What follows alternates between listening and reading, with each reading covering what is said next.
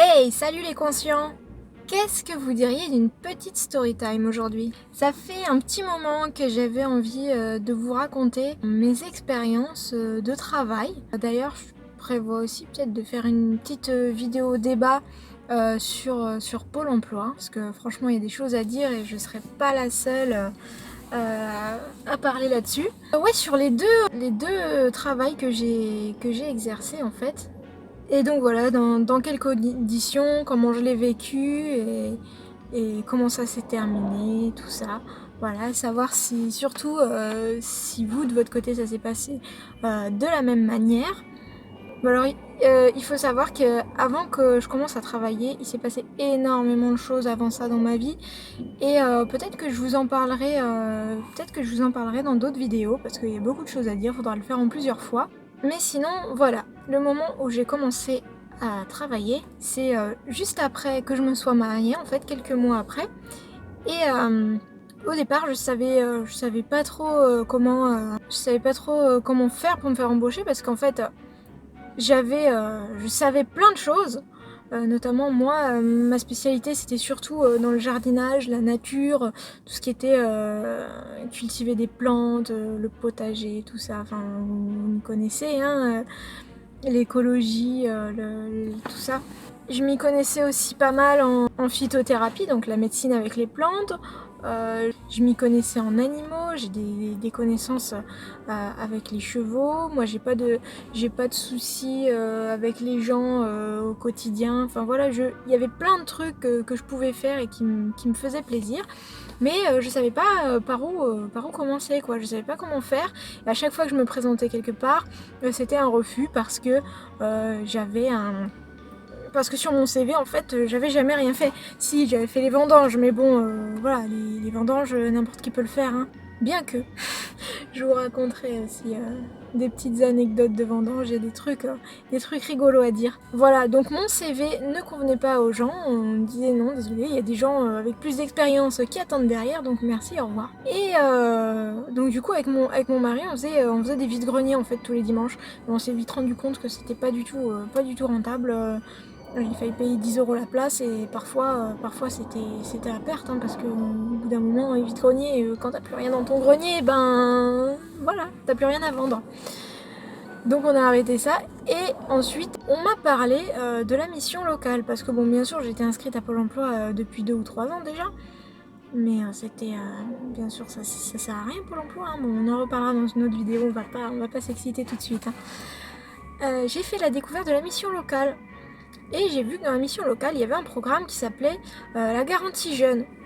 Et la garantie jeune, en fait, pour ceux qui connaissent, donc on vous forme à créer un CV, à parler de vous, à découvrir vos points forts. Moi j'ai trouvé ça génial parce qu'ils sont vachement... contrairement à Pôle emploi qui est très infantilisant, très humiliant pour les gens, au contraire, la mission locale, c'est fait pour les jeunes de 16 à 25 ans, mais par contre, il pousse à l'autonomie et à se découvrir soi-même, en fait. Moi, en tout cas, la mission locale où j'étais, c'était vraiment génial et je leur fais un petit coucou d'ailleurs s'ils me reconnaissent. Ça m'a énormément plu. Ils nous faisaient faire des tests de la NASA d'ailleurs. Je les ai toujours ces tests. Si ça vous intéresse, je vous ferai une petite vidéo et on lira les tests ensemble. C'est super intéressant. Et c'est marrant aussi. Et je vous donnerai, on verra ça ensemble, je vous donnerai les réponses et tout. Ah, un camion, parce que je suis toujours dans un parking. Il y a du bruit. Il y a des gens qui passent autour, qui se demandent quelle est cette folle qui parle toute seule dans sa voiture. Mais c'est pas grave, on s'en fiche. On est entre nous, on est entre gens conscients. Donc à la mission locale, donc moi j'ai trouvé ça très intéressant. J'ai découvert plein de trucs. C'est là-bas que j'ai découvert en fait que j'étais capable de travailler en fait avec des gens parce que j'avais complètement perdu confiance en moi et complètement perdu espoir qu'un jour on m'accepte quelque part. Et donc la garantie jeune, le principe c'est que pendant un mois c'est une petite formation en fait au monde du travail où on est en petit groupe. Et ensuite, le but, c'est que pendant un an, on doit trouver des stages. Et pour ceux qui auront la chance, à l'issue de ces stages, trouveront un travail. Et donc, on a le droit de faire autant de stages que l'on veut dans l'année. Et voilà, et en contrepartie, on reçoit une petite, une petite allocation quoi, financière pour les déplacements, tout ça, tout ce qu'on veut. Et ça, donc déjà, c'était un bon coup de pouce, ça m'a vachement redonné confiance en moi, et j'ai commencé à faire quelques lettres de motivation, à faire un joli CV, tout ça. Et le premier endroit où j'ai fait une demande de stage, c'est dans une jardinerie, une grande jardinerie très connue, dont je ne citerai pas le nom. Et j'ai d'abord donc fait un stage de 15 jours là-bas. Donc dans cette jardinerie, en fait, il y a plein de trucs que je m'imaginais qui se sont révélés faux, et d'autres trucs que j'imaginais pas du tout, que j'ai découvert. Donc moi la jardinerie, parce que j'adore les plantes, j'adore la nature. Donc j'ai fait ce premier stage, ça s'est très bien passé.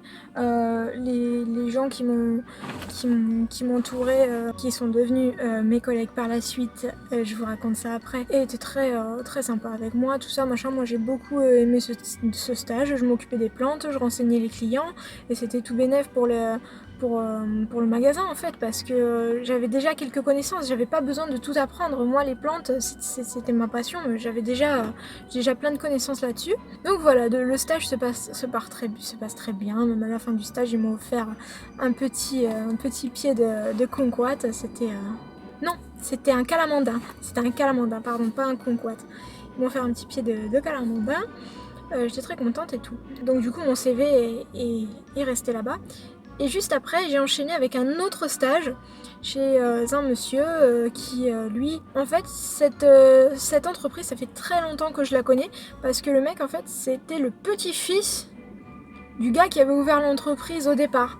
Et c'était un homme qui avait quand même une quarantaine d'années, donc voilà, ça faisait très longtemps. Et même une amie de ma maman avait travaillé chez le grand-père étant jeune. Donc c'est vous dire que si l'entreprise était vieille.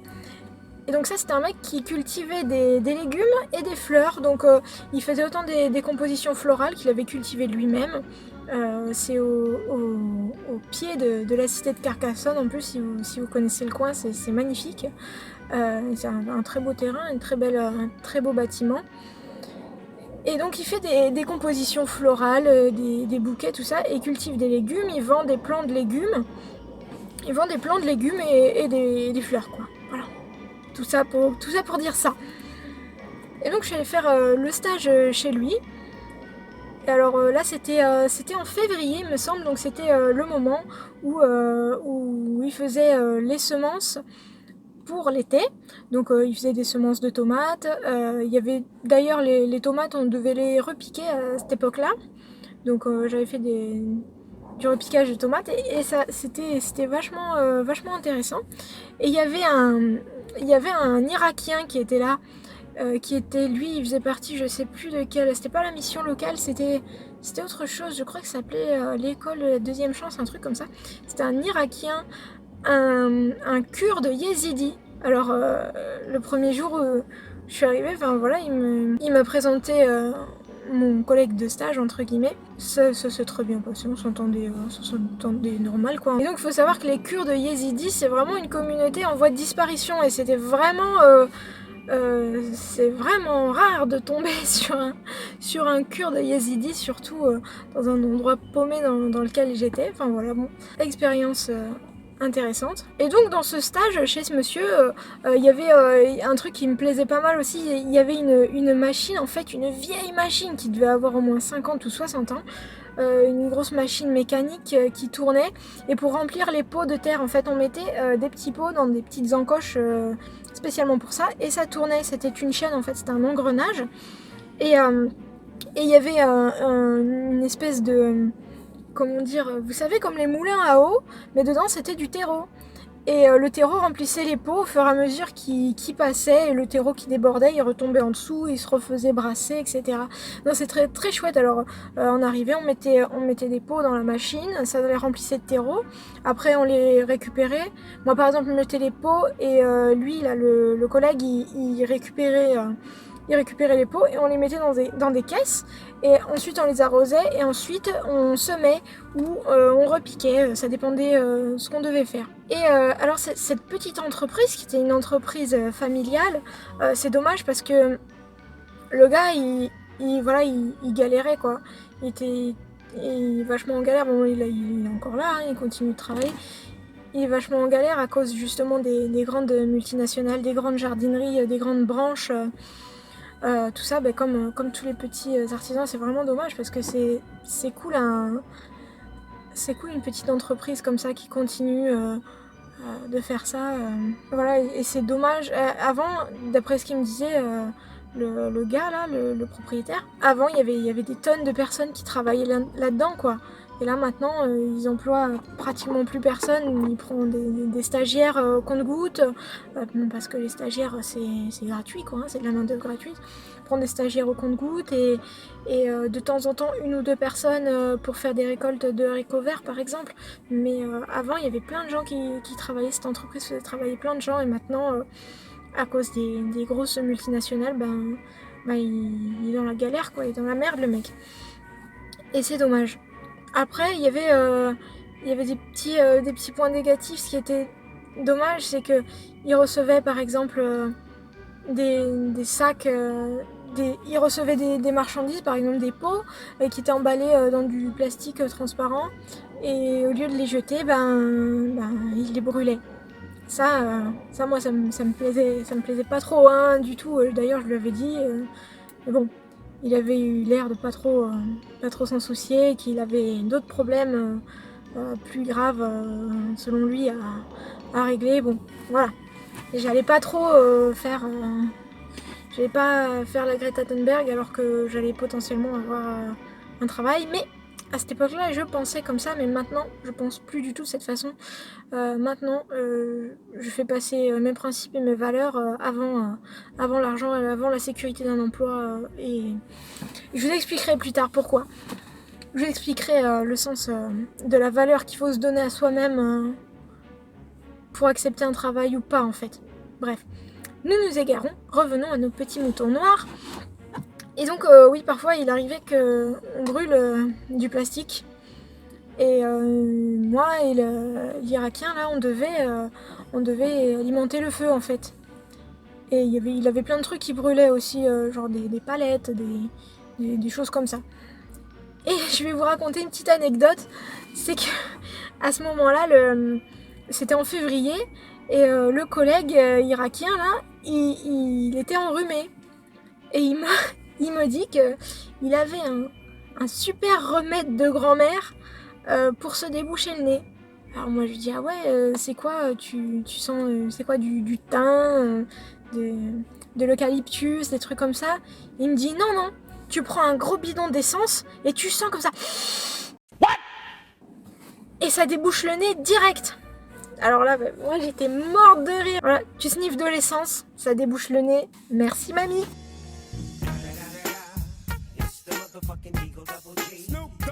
J'espère pour lui qu'il va pas faire ça quand même toute sa vie, qu'il le fera pas à ses enfants. Bon voilà, bon après chacun fait ce qu'il veut, chacun sa vie et chacun ses petites astuces et ses petits remèdes de grand-mère. Donc voilà, le stage s'est terminé. Le propriétaire de cette petite entreprise a été super sympa avec moi. Il m'a offert des laitues à planter, des plants que je voulais acheter au départ, et je me suis dit tiens, en partant je vais acheter quelques plants chez lui pour mettre dans mon potager et tout. Alors je m'étais fait un gros panier de trucs que je voulais acheter quoi en fait. Et il y en avait au moins pour 30 € et le gars il me dit non c'est bon, t'as bien travaillé, je te les offre. Bon ok, mais merci beaucoup monsieur, c'était vraiment un geste super sympa. Et d'ailleurs, un petit peu plus tard dans la saison, il m'a rappelé pour me proposer du travail pour venir récolter les haricots. Mais je n'étais pas dispo parce que je travaillais à ce moment-là. Ça lui a fait un peu mal au cœur parce que à ce moment-là, je travaillais dans une grande jardinerie, une grande branche. Voilà, il m'a dit bon, si t'as du travail là-bas, tant mieux. Mais je voyais que ça lui faisait de la peine quoi que toujours soit les grandes branches, les grosses industries qui gagnent toujours partout. Bon voilà, c'est comme ça. Et donc, comme vous l'avez deviné, la grande jardinerie qui m'avait chez qui j'avais fait le stage en premier, m'a rappelé et m'a proposé un contrat saisonnier de quelques mois. Je sais plus, je crois que le premier contrat c'était de 2 mois. Donc moi j'étais ravie, j'y suis allée. Alors bon, au départ il faut savoir que j'avais fait un stage dans cette jardinerie au niveau de la pépinière, donc l'endroit où il y a les arbres quoi, pas les petites fleurs, où il y a les arbres. Et moi ce que j'avais... En gros la pépinière c'était en février, il n'y avait pas énormément de choses à faire, donc du coup j'avais gratté toutes les allées, j'avais tout nettoyé, tout enlevé la mousse, tout fait nickel. Bon bien sûr en plus d'arroser les arbres, mais en février c'est pas trop, y a pas trop besoin d'arroser non plus. Donc ils avaient été super contents que je nettoie tout, en plus j'étais quand même assez rapide. Mais là quand ils m'ont rappelé pour travailler, ils ont décidé de me mettre au marché aux fleurs. J'étais très contente aussi parce que j'aime beaucoup ça aussi, les fleurs, et moi à ce moment-là je m'y connaissais plus en arbres et en plantes aromatiques, et donc ça m'a permis de découvrir des fleurs en fait, parce que je m'y connaissais un peu moins en fleurs, j'avais un petit peu plus de lacunes en plantes décoratives, et j'ai fait la connaissance de la chef du marché aux fleurs. Alors à l'époque en fait il y avait 2 personnes donc, qui travaillaient dans le marché aux fleurs. Il y avait la chef du marché aux fleurs et il y avait celle qui était juste en dessous au niveau grade, qui était en gros employée de marché aux fleurs quoi, mais qui avait énormément de connaissances. J'ai beaucoup appris avec elle. On va l'appeler Lola, tiens. Voilà, comme ça je dévoile pas son vrai prénom. On va l'appeler Lola. Et donc Lola travaillait avec une autre dame qui était la chef du marché aux fleurs, que on va appeler Antoinette. Voilà, ça n'a rien à voir avec les prénoms originaux, mais au moins on préserve leur anonymat.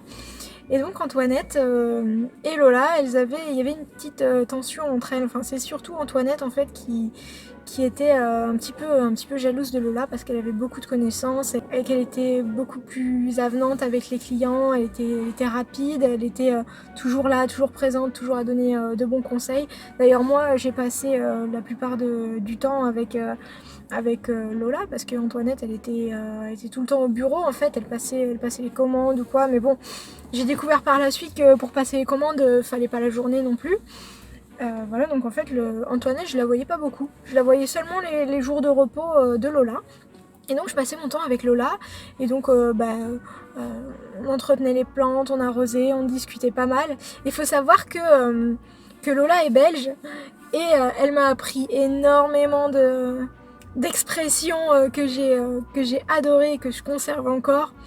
Par exemple, elle disait tout le temps oh, il me jure mordicus. Ça me faisait beaucoup rire. Il y avait une autre expression qui est très vulgaire, mais je vais vous la dire quand même parce que vous êtes des gens conscients et qu'elle va vous plaire. Attention, tenez-vous bien. Cette insulte, c'est déchets de matrice de péripatéticienne, syphilitique et sidéenne écrasés sur les marges d'un bordel. Et attention, parce qu'elle le disait d'une traite super vite. Hein. Déchets de matrice de péripatéticienne, syphilitique et sidéenne écrasés sur les marges d'un bordel. Voilà, ça donnait un truc comme ça, c'était rigolo hein, quand elle s'énervait sur quelqu'un. Ou qu'est-ce qu'elle me disait encore? Il y avait plein de mots rigolos que Lola me disait, des petites expressions que j'ai toujours gardées maintenant. Par exemple, quand il y avait quelqu'un qui avait un client qui avait une tête qui faisait peur ou qui ressemblait à un psychopathe, ça je vous garantis qu'on en voit dans la vente. Hein. Ceux qui travaillent dans la vente, vous le savez. Elle me disait oulala, celui-là j'aimerais pas le croiser dans un couloir sombre. Des trucs comme ça. Moi, on était tout le temps morts de rire. On parlait beaucoup d'écologie, de politique. On refaisait le monde pendant qu'on travaillait, pendant qu'on s'occupait des plantes. C'était très intéressant.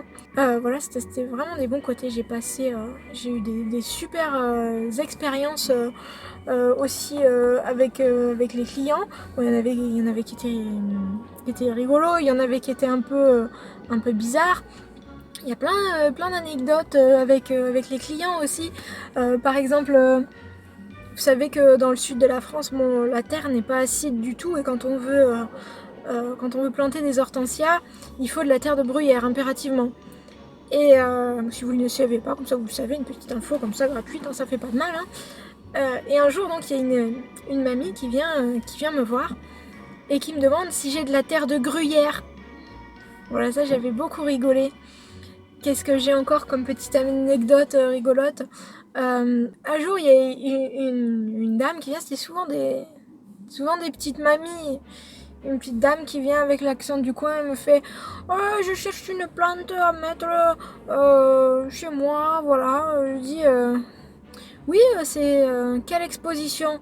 Elle me dit ah, c'est côté cuisine. Et aussi sinon, et il y en avait une ou un jour, je sais plus. C'était une ou un. J'avais demandé qu'est-ce que vous avez comme exposition chez vous? Est-ce que c'est soleil, ombre, plutôt mi-ombre? Et ils m'ont demandé comment on sait si c'est mi-ombre ou soleil ou quoi. J'ai dit bah en fait quand il y a plus d'heures d'ombre dans la journée, c'est plutôt ombre, et si c'est à peu près équivalent, c'est mi-ombre, et si c'est plus d'heures d'ensoleillement, ben c'est plutôt soleil quoi. En gros, c'était pour leur expliquer simplement. Et il y avait une personne qui m'avait dit ah oui, ah alors je sais pas, il faut compter la nuit ou pas? J'avais pas mal rigolé aussi. Du coup, elle m'avait dit ah, c'est mi-ombre parce que à partir de 20h à peu près, il fait nuit. Il y avait aussi une personne qui m'avait dit oui, il me faudrait un produit, je vais acheter un rosier, mais il me faudrait un produit parce que le dernier rosier que j'ai acheté, il a chopé la crève. Je dis mais qu'est-ce que vous voulez dire par il a chopé la crève? Il dit bah il a crevé, pour un truc drôle. Aussi un truc un petit peu moins drôle, une cliente qui était venue nous acheter en mai, elle avait acheté au moins une vingtaine de pieds de tomates. Elle les avait tous achetés donc chez nous dans cette jardinerie, et elle était repartie chez elle. Et 2 jours après ou quelques jours après, elle revient et dit ouais il faut me rembourser, c'est un scandale, j'ai bien planté mes pieds de tomates et les 20 ils sont tous crevés tous en même temps, ils sont devenus tout jaunes, ils sont morts. Ah c'est scandaleux, ils étaient malades. Je trouve ça bizarre quand même, je dis c'est bizarre quand même, 20 pieds de tomates en plus. C'était des trucs qui étaient vachement en bonne santé. Elle avait pris des tomates en plus d'un fournisseur qui était juste à côté en fait. Donc elle n'avait pas beaucoup voyagé. Elles avaient l'air en pleine forme les tomates, surtout en début de saison comme ça. Et je trouvais ça vachement bizarre. J'ai dit c'est pas possible quand même que les 20, toutes les tomates soient mortes d'un coup et en même temps. C'est quand même bizarre parce que quand une plante est malade, enfin quand il y a une maladie au sein de plantes, déjà en général elles vont pas toutes l'attraper, et même si elles l'attrapent toutes, elles vont pas toutes mourir au même rythme parce que c'est comme les gens. Il y en a qui sont plus sensibles que d'autres maladies, il y en a qui vont être plus robustes comme ça, génétiquement plus robustes de naissance, même si c'est la même variété. Et donc elles peuvent pas toutes mourir comme ça d'un coup, en même temps, le même jour. C'était très bizarre. Et donc la dame, bon, on avait refusé de la rembourser bien sûr. Elle était partie en colère. Et donc on avait oublié tout ça, on a fait notre vie. Et une semaine après, elle revient. Elle est venue me voir, elle me dit écoutez, je vous fais toutes mes excuses de vous avoir accusé, m'avoir vendu des plantes malades. En fait, j'ai trouvé le fin mot de l'histoire. Elle avait planté ses tomates dans son potager. Et il s'est avéré que son voisin avait pas trouvé de meilleure idée que de vaporiser du glyphosate dans son jardin un jour de grand vent. Et donc tout le glyphosate s'est envolé sur le potager de cette dame, et lui faisant crever toutes les plantes qu'elle avait, quoi, toutes les tomates et tous les plants potagers qu'elle avait. Et donc elle a découvert ça, et en fait c'était la faute du voisin qui avait mis du glyphosate en plein vent. Bravo monsieur, on vous applaudit bien fort. Et merci madame pour votre honnêteté d'être venue pour s'excuser, parce que c'est vrai que moi et du coup avec Lola on trouvait ça vachement bizarre comme histoire. Voilà, bon, bah voilà, finalement on a eu le fin mot de l'histoire. En parlant de glyphosate, moi dans cette jardinerie en fait j'ai découvert que même si la plupart des employés étaient vachement branchés sur l'écologie,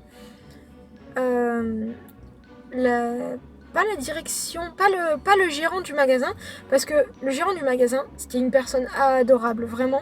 Comme premier patron que j'ai eu dans un travail, j'ai vraiment eu de la chance. C'est un patron adorable, c'est une crème, il est gentil, il veille tout le temps à ce que les employés soient bien, à ce qu'ils soient heureux. Quand il faisait chaud en été, il faisait 47 degrés dans la serre, ou même avant qu'il fasse aussi chaud, il me disait allez boire toutes les demi-heures et tout, si vous avez besoin d'une pause, allez-y. Enfin, il était vraiment adorable, il était tellement gentil ce patron que du coup on se donnait à fond pour lui faire plaisir, quoi, pour qu'il soit fier, pas comme une personne qui va nous crier dessus, nous donner des ordres. On va un peu y aller en traînant les pieds à reculons, et dès qu'il a le dos tourné, on va dire oh là là, celui-là vraiment il est parti, j'en ai marre qu'il me donne des ordres. Non, lui c'était pas du tout ça.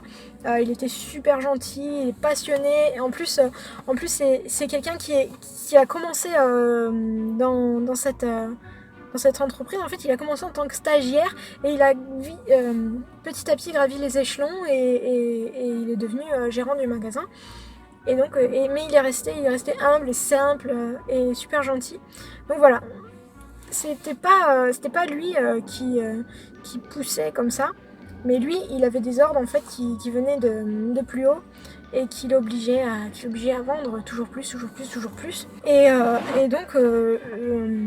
donc on parlait de glyphosate, et donc à cette époque-là, c'était pas encore tout à fait interdit en fait le glyphosate et tout en particulier. C'était en prévision, c'était prévu que ce soit interdit dans les années qui viennent ou les mois qui suivent, je sais plus, mais en tout cas moi, tout le temps où j'ai travaillé là-bas, et j'y suis restée 7 mois je crois, il y en avait tout le temps. Et donc bien sûr c'était dans une zone fermée, pas accessible au public. Il fallait appeler un responsable pour acheter un produit dangereux, tout ça. Bon, voilà. Bon, après, ça changeait rien à l'utilisation que les gens faisaient. La personne, elle voulait acheter du glyphosate, il suffit juste de demander au vendeur bonjour, je veux ça. Le vendeur était obligé de lui dire vous mettez des gants, vous mettez telle quantité, tout ça, surtout pas à l'arrosoir. Et un jour, il y a un mec qui est venu, qui a dit ah non, mais moi c'est pour passer du glyphosate, je le mets dans un arrosoir, et je le passe au bord de la rivière pour pouvoir mettre ma pompe pour arroser mon potager. Et la dame, elle lui dit mais non monsieur, il faut surtout pas le mettre dans un arrosoir, et le mettre comme ça, et surtout pas au bord de la rivière, vous allez tuer tous les organismes de la rivière, les poissons, les plantes, tout ça. Et le gars il a dit oh je m'en fous, moi j'aime pas les poissons, j'aime pas la pêche. Bah, c'est vachement choquant. Normalement une personne, on doit pas lui vendre ça quand il dit ça clairement. Et c'est ce qu'a dit la vendeuse, c'est ce qu'a dit la personne. Elle lui dit mais monsieur, moi je peux pas vous en vendre je peux pas vous en vendre si vous allez en faire cet usage-là, c'est vraiment immoral. Et le mec, il a dit oh, bah c'est pas grave, je vais aller chez les concurrents. Et ben, il a été obligé par la direction de lui vendre, quoi, à ce monsieur-là, et il est reparti. Et il a certainement fait ce qu'il prévoyait de faire avec son glyphosate. Bon, ça me... Vous imaginez dans quel sentiment d'énervement ça me met, ça je supportais pas. Et moi j'étais un peu plus jeune à cette époque-là, hein. Bien que je sois pas si vieille que ça, mais j'étais un peu plus jeune, un peu plus nerveuse. Et souvent les clients qui étaient comme ça, qui étaient anti-écologie, et qui faisaient exprès de dire je vais faire ci, je vais faire ça, parce que j'aime pas la nature, parce qu'on s'en fout, et si ça. Oui, ça existe, les gens comme ça, oui, ça existe. Et ben moi je leur lançais des regards noirs, ou je leur lançais des petites piques, et je leur disais ah bah bravo, c'est ce monde-là que vous allez laisser à votre petit enfant, ou des trucs comme ça. Et bon, bien que les autres, notamment le directeur adjoint qui était hyper écolo et tout, il était plutôt d'accord avec moi dans le principe, mais plusieurs fois on m'a fait la remarque qu'il fallait pas parler de ça. On n'était pas ici pour parler d'écologie, qu'on était ici pour vendre, en fait, pour vendre. Peu importe que ce soit des plantes, peu importe que ce soit une déco qui inspire à la nature, à la zénitude, au bien-être et tout. Non, on était là pour vendre. Il fallait avant tout vendre, et on s'en fiche de ce que les clients vont faire. En gros, on m'a fait comprendre ça. On m'a fait comprendre comme pour les policiers en fait, que quand on met le vêtement de travail, parce qu'on avait tous des t-shirts à la couleur de l'enseigne quoi, à partir du moment où tu mets ton t-shirt de travail, tu dois être quelqu'un d'autre. Tu n'es plus Camille, tu n'es plus cette personne en fait. Et moi j'avais complètement compris hein, qu'il fallait être neutre, mais j'avais du mal quoi. C'est du terrorisme écologique en fait, en quelque sorte, ce qu'il a fait le monsieur là par exemple. Et moi j'avais beaucoup de mal avec ça, j'avais beaucoup de mal à être neutre et ne pas donner mon avis sur des trucs qui me paraissaient très très choquants, ou des gens par exemple qui voulaient un produit pour tuer les abeilles, ou qui voulaient... Un jour il y a même une dame, mais heureusement celle-là elle était intelligente, elle s'est remise en question, elle m'a dit bonjour, je voudrais un produit pour tuer les grenouilles. Je lui dis pourquoi vous voulez tuer les grenouilles? Elle me dit bah j'en ai plein dans mon jardin et ça me fait peur. J'ai dit pourquoi vous avez peur des grenouilles? Elle me dit je sais pas, ça me dégoûte. J'ai dit mais c'est dommage de vouloir tuer les grenouilles parce que si vous avez des grenouilles dans votre jardin, ça veut dire que votre jardin il est sain, ça veut dire qu'il n'y a pas de pesticides dans votre jardin, ça veut dire qu'il est accueillant votre jardin pour...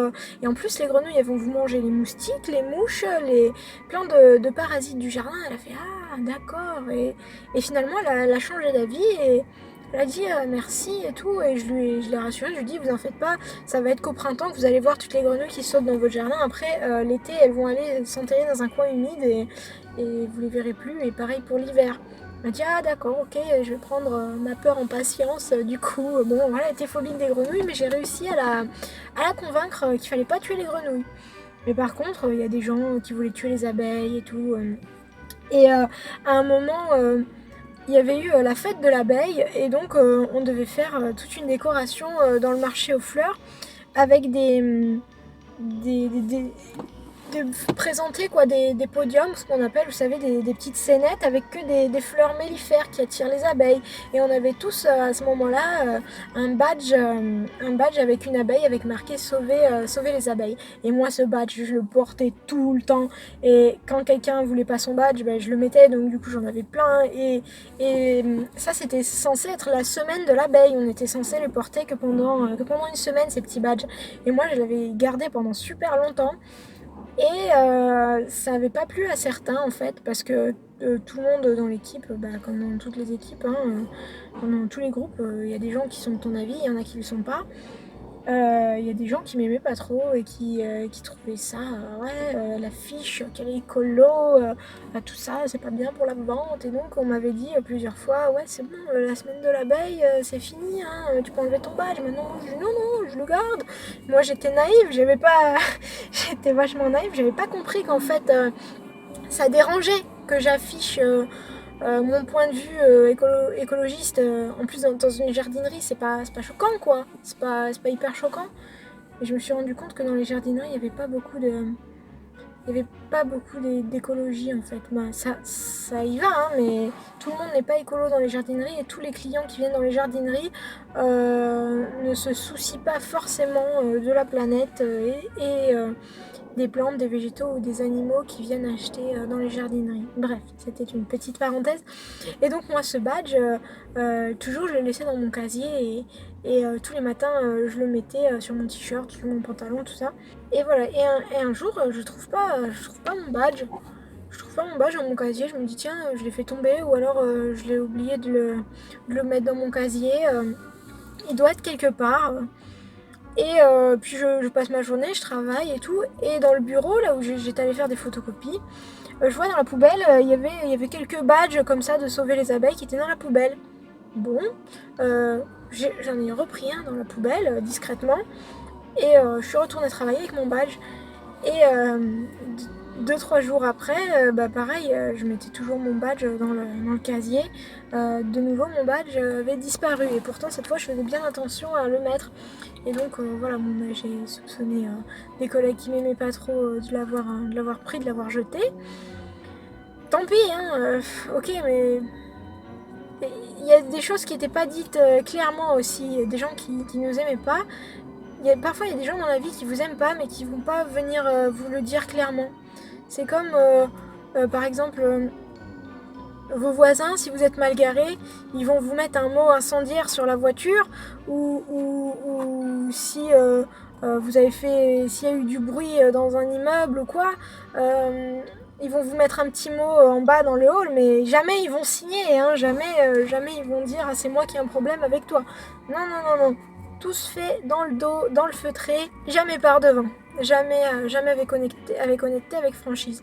Et ça que j'aimais beaucoup avec Lola, du coup ma collègue, c'est qu'elle était hyper franche. Et dès qu'il y avait quelque chose qui allait pas, elle me le disait direct. Elle me disait alors ça, du coup tu l'as pas bien fait, non c'est comme ça que ça se fait et tout machin, ne le refais pas, machin. Ok, moi j'adore les gens comme ça. J'adore les gens qui te disent direct ce qui va pas, plutôt qui attendent pendant 10 plombes avant de dire que quelque chose ne va pas et qu'à la fin ils pètent un câble à la fin et toi t'as jamais su pourquoi ça n'allait pas. Enfin bref.